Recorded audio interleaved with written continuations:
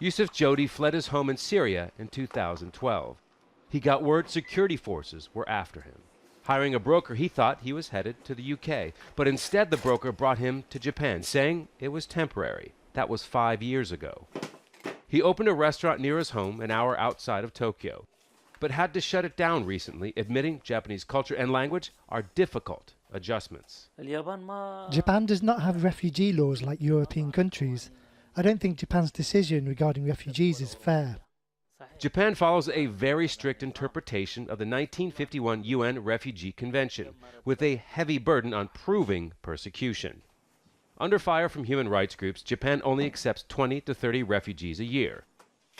Last year, more than 10,000 applied for asylum, and only a small number were from Syria. Since the war started, only around 70 Syrians have applied.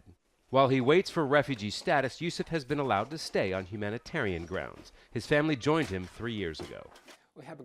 Saburo Takizawa is a former UN Refugee Agency executive. He feels Japan should open its doors wider and take in 200 to 300 refugees a year.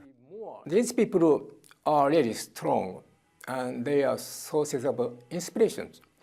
And we have only 20, 30 every year.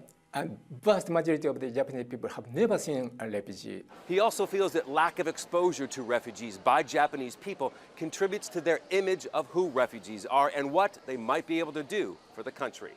So if there are more refugees in Japan, Saburo Takizawa thinks, stereotypes can be broken. Many people in the country want their government to do more.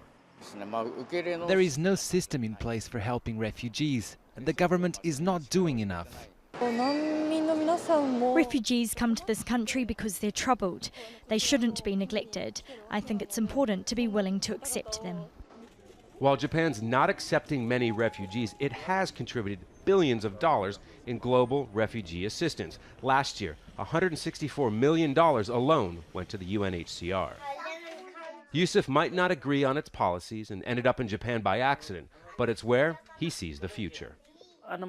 How can I go to another country and start all over? I cannot afford that. I would love my children to be like the Japanese people.